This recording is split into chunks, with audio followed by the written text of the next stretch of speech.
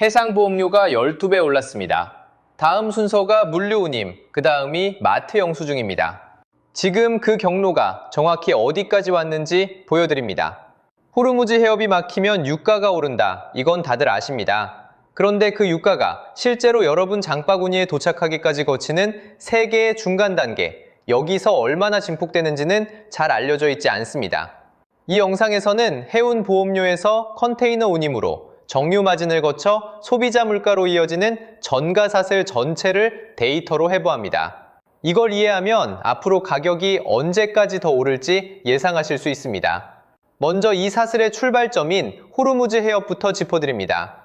호르무즈 해협은 페르시아만과 오만만을 잇는 좁은 바닷길입니다. 가장 좁은 지점이 약 61km인데 이 61km짜리 수로를 통해 하루에 원유 약 2천만 배럴이 지나갑니다.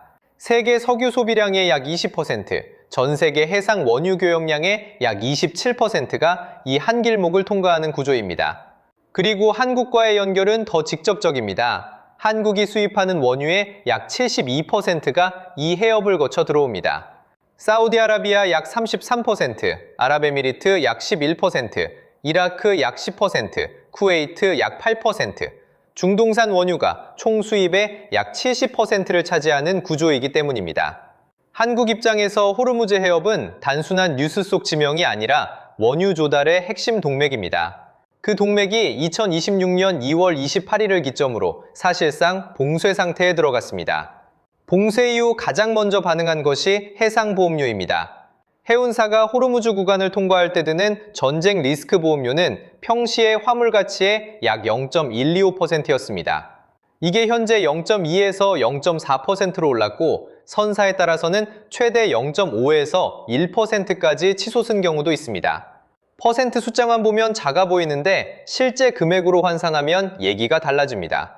20만 톤급 초대형 유조선, 이른바 VLCC 한 척이 호르무즈를 한 번 통과할 때 추가로 내는 보험 프리미엄이 봉쇄 이전에는 약 4만 달러였습니다. 그게 현재는 60만 달러에서 120만 달러 수준입니다. 한 번 통과에 60만에서 120만 달러, 원화로 치면 약 9억에서 18억 원입니다. 상승률로 따지면 최대 30배입니다.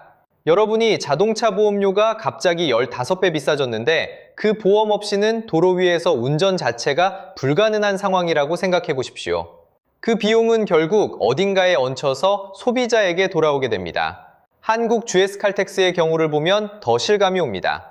사우디 얀구항을 출항하는 VLCC 한 척의 하루 용선료가 44만 달러, 당시 사상 최고치를 기록했습니다. 용선료란 배를 빌리는 비용인데 원유 한 척 실어 나르는 데만 하루에 약 6억 5천만 원이 드는 수준입니다. 보험 문제는 한 발 더 나아갔습니다. 2026년 3월 5일 세계 5대 해상보험사인 가드, 스쿨드, 놀스 스탠다드, 런던 P&I, 아메리칸 클럽이 호르무즈 구간에 대한 전쟁 리스크 커버를 취소했습니다. 이게 무슨 의미냐면 보험이 비싸지는 게 아니라 아예 들 수 없게 됐다는 의미입니다. 보험 없이는 배가 그 구간에 들어갈 수가 없습니다. 출항 자체가 불가능해진 상황이 일부 구간에서 실제로 벌어지기 시작했습니다. 전가사슬의 첫 번째 단계가 완성됐습니다. 보험료가 12배, 실제 금액으로는 최대 30배입니다.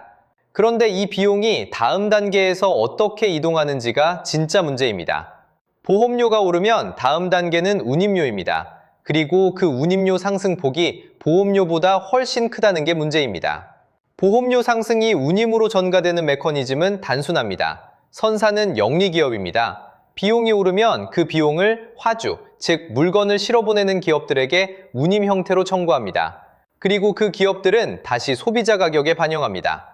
보험료는 빙산의 일각이고 운임 상승이 본격적인 전가의 시작입니다. 전 세계 해상 물류비의 기준점인 SCFI, 상하이 컨테이너 운임 지수를 봅니다. 2026년 3월 13일 기준 이 지수가 1710.35를 기록했습니다. 미국과 이란 간 실질적인 군사 충돌이 시작된 이후 약 8개월 만에 1700선을 다시 돌파한 수치입니다. 같은 기간 컨테이너 운임은 약 30% 상승했습니다. 유조선 시장은 더 가파릅니다. VLCC 스팟 운임, 즉 현물 시장에서 배를 빌리는 가격이 60에서 100% 수준으로 올랐습니다. 컨테이너보다 유조선이 더 많이 오른 이유는 간단합니다. 원유가 직접 호르무즈를 통과해야 하는 화물이기 때문입니다. 공급 충격은 해상에서만 일어나지 않았습니다. 사우디아라비아 동부와 서부를 연결하는 파이프라인이 피격을 받으면서 일일 약 70만 배럴의 처리량이 감소했습니다. 정제 설비도 일일 60만 배럴의 생산 능력이 줄었습니다. 해상 봉쇄와 육상 피격이 동시에 진행되면서 공급 충격이 복합화된 구조입니다. 전가 시차 패턴에 대해 짚어드립니다.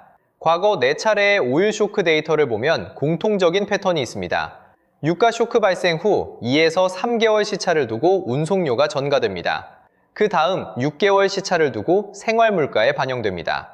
현 시점 운임 상승은 사실상 유가 충격이 2에서 3개월 시차를 거쳐 이동하고 있는 단계입니다. 여러분이 온라인으로 주문하는 물건이 왜 배송비가 오르는지, 왜 해외 직구 가격이 올라가는지의 이유가 여기 있습니다. 수출 기업들도 마찬가지입니다. 한국 기업이 해외로 물건을 보낼 때 드는 운임이 30% 올랐다는 건 그 30%가 결국 원가에 반영되거나 마진에서 깎인다는 의미입니다. 전가 사슬의 두 번째 단계가 완성됐습니다. 보험료 12배, 운임 30에서 80%입니다. 그런데 이게 아직 마트 영수증에는 도착하지 않았습니다. 운임이 오르면 그 비용은 결국 정유 마진이라는 단계를 거쳐서 여러분 마트 영수증에 도착합니다. 그리고 이 마지막 단계가 가장 충격입니다. 정유 마진이란 원유를 사서 휘발유와 경유, 항공유 같은 석유 제품으로 만들었을 때 남는 이익입니다. 이 숫자가 어떻게 변했는지 봅니다. 2026년 1분기 정제 마진은 배럴당 약 3달러였습니다. 그런데 2025년 11월 기준으로 배럴당 15.1달러까지 올랐습니다. 2년 반 내 최고치입니다. 2026년 유가 급등 국면에서 이 마진은 추가 확대 전망이 나오고 있습니다. 왜 유가가 오를 때 정유사 마진이 늘어나는지 설명드립니다. 원유 가격이 오르면 석유 제품 가격도 오르는데 제품 가격이 원유 가격보다 빠르게 오르는 시차 구간이 생깁니다. 그 시차 구간에서 정유사는 이미 낮은 가격에 사둔 원유로 높은 가격에 팔 수 있는 구조입니다. 이게 정유 마진 확대의 원리입니다. 원유 가격은 2026년 4월 10일 기준 브렌트 현물가가 약 131.97달러를 기록했습니다. 2026년 1분기 평균도 이미 100달러를 훨씬 넘어선 수준입니다. 여기서 환율 문제가 겹칩니다. 한국은 원유를 달러로 삽니다. 2026년 3월 말 원달러 환율이 1,530원대까지 급등했습니다. 이후 약 1,479원 수준으로 회복됐지만 이 수준만 해도 수입 원가에 이중 압박이 걸립니다. 유가가 달러 기준으로 오른 데다가 원화 가치까지 떨어졌으니 원화로 환산한 수입 비용은 두 가지 방향에서 동시에 늘어나는 구조입니다. 상황이 여기까지 오자 한국 정부가 1997년 석유 자유화 이래 최초로 유류 최고 가격 상한제를 시행했습니다. 1997년 이후 약 29년 만에 처음 꺼낸 카드입니다. 정부가 이 카드를 꺼냈다는 건 그만큼 상황이 임계점에 가까워졌다는 신호로 읽을 수 있습니다. 이제 소비자 물가로의 전가 경로를 짚습니다. 소비자 물가지수 CPI 바스켓에서 에너지 직접 비중은 약 4%입니다. 그런데 실제 에너지 가격 상승이 소비자 물가에 미치는 충격은 이 4%보다 훨씬 큽니다. 물류비, 교통비, 전기료, 가스비가 2차 전가 경로로 작동하기 때문입니다. 에너지를 직접 쓰는 것도 비싸지지만 에너지를 써서 만들고 옮기는 모든 물건의 원가도 함께 올라갑니다. 여러분, 전기요금 청구서에 연료비 조정단가 항목이 있습니다. 그게 바로 이 2차 전가 경로의 실제 모습입니다. 실제 수치를 봅니다. 한국 소비자 물가 상승률은 2026년 4월 기준 전년 동월 대비 2.2%입니다. 그런데 이 안에서 교통부문 물가는 5.0% 올랐습니다. 2026년 2월의 교통부문 상승률이 1.1%였는데 유가 급등 이후 5.0%로 단숨에 뛴 수치입니다. 과거 사례와 비교해봅니다. 1973년 1차 오일 쇼크 때 오펙 원유가가 약 4배 급등했습니다. 한국은 전량 수입 구조였기 때문에 1973에서 1974년 경기 침체와 인플레이션이 동시에 왔습니다. 1979년 2차 오일 쇼크 때는 한국이 역사상 최악의 스태그플레이션에 진입했습니다. 1980년 물가 상승률이 28.7%, 성장률이 마이너스 1.6%였습니다. 1990년 걸프전 당시에도 유가가 일시 2배 급등하면서 한국 CPI가 약 9.3%를 기록했습니다.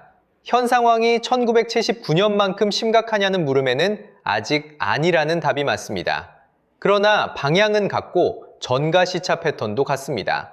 유가 충격이 발생한 것이 2026년 2월 말입니다. 전가 시차 패턴상 2에서 3개월 후인 2026년 4에서 5월에 운임 전가가 6개월 후인 2026년 8에서 9월에 생활 물가 반영이 본격화됩니다. 지금 당장 하실 수 있는 첫 번째 행동이 있습니다.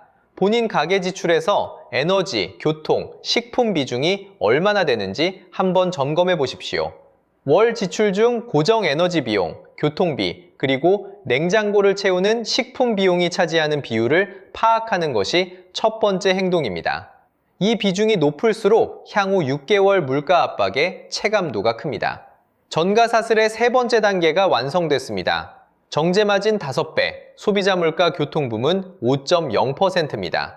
그렇다면 이 사슬은 정확히 어디까지 와 있고 앞으로 얼마나 더 이어지는지 숫자로 짚어드립니다. 사슬을 정리하기 전에 완충제가 얼마나 남아있는지부터 확인합니다. 한국 정유사사의 원유 재고는 약 50에서 60일치를 보유하고 있습니다. 법정 전략 비축유는 약 1억 600만 배럴을 유지 중입니다. 단기 충격은 이 재고가 흡수합니다. 다만 완충제는 무한하지 않습니다. 50에서 60일이 지나는 시점부터가 실질적인 조달 압박 구간입니다. 외환 측면을 봅니다. 한국의 2026년 3월 말 외환 보유액은 4,236.6억 달러입니다. 그런데 한 달 사이에 39.7억 달러가 줄었습니다. 11개월 내 최대 감소폭입니다. 세계 외환 보유액 순위에서도 2000년 이후 처음으로 10위권 밖으로 밀려났습니다. 원화 방어와 수입 결제에 쓰이는 외환이 빠르게 소진되고 있다는 신호입니다. 이제 산업별 영향을 정리합니다. 수혜를 받는 쪽이 있습니다. 한국 정유사들은 단기적으로 정제마진 확대에 수혜를 봅니다.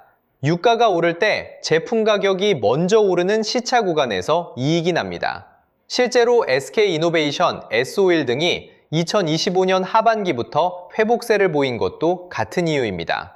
피해를 받는 쪽도 있습니다. 항공과 해운은 유류비가 영업비용의 20, 30%를 차지합니다. 유가가 10% 오르면 대한항공과 아시아나항공의 영업이익이 수천억 원 규모로 감소하는 압박을 받습니다. 제조업도 마찬가지입니다. 에너지 집약적인 업종일수록 원가 압박이 직접적으로 옵니다. 지금 당장 하실 수 있는 두 번째 행동이 있습니다. 가계 고정 지출 중 에너지 연동 항목, 예를 들어 자동차 유지비, 전기, 가스요금, 교통비가 어떤 요금제나 계약 조건으로 되어 있는지 점검해 보십시오. 일부 에너지 요금제는 시기에 따라 더 유리한 조건으로 전환이 가능한 경우가 있습니다. 그리고 세 번째 행동입니다. 본인이 보유하거나 투자하는 자산 중에서 에너지 가격에 연동되는 항목이 어느 정도 비중인지 파악하십시오. 정유주, 에너지 ETF, 혹은 반대로 항공주나 물류주처럼 에너지 비용에 취약한 업종의 비중을 인식하는 것입니다. 특정 종목을 추천하는 것이 아니라 포트폴리오가 현재 에너지 가격 충격에 어느 방향으로 노출되어 있는지를 파악하라는 의미입니다. 이제 전가사슬 전체를 하나의 숫자 계단으로 정리합니다. 1단계, 해운보험료입니다. 평시 0.125%에서 최대 0.551%로 VLCC 한 번 통과 프리미엄 기준 최대 30배 상승입니다. 2단계, 컨테이너 운임입니다. SCFI 기준 2026년 3월 1710.35, 개전 이후 약 30% 상승입니다. 유조선 스팟 운임은 60, 100% 상승입니다. 3단계, 정제마진입니다. 2025년 11월 기준 배럴당 15.1달러, 2년 반 내 최고치입니다. 브렌트 원유 현물가는 2026년 4월 기준 약 131.97달러입니다. 4단계, 소비자 물가입니다. 한국 CPI 전년 동월 대비 2.2%, 교통부문 5.0%입니다. 유가 충격의 6개월 시차 전가를 감안하면 2026년 3분기가 소비자 체감 물가의 정점 구간이 될 가능성이 높습니다. 보험료에서 장바구니까지 이어지는 전가사슬의 4단계를 해부했습니다. 한 가지 중요한 점을 짚습니다. 이 사슬은 각 단계가 시차를 두고 이동합니다. 2026년 2월 말 호르무즈 봉쇄가 시작됐고 현재는 2단계와 3단계가 진행 중입니다. 4단계, 즉 소비자 물가의 전면 반영은 6개월 시차 패턴상 2026년 3분기부터 본격화될 수 있습니다. 지금 당장 하실 수 있는 가장 구체적인 행동은 이것입니다.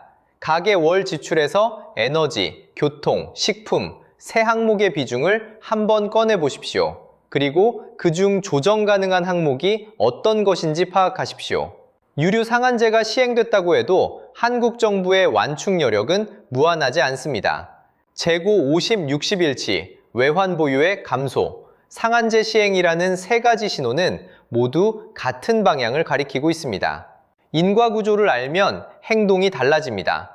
보험료 12배가 어떻게 내 장바구니에 도착하는지를 이해한 여러분은 앞으로 뉴스에서 해상보험료 기사가 나왔을 때 그게 6개월 후 내 생활에 어떻게 연결되는지 예상하실 수 있습니다.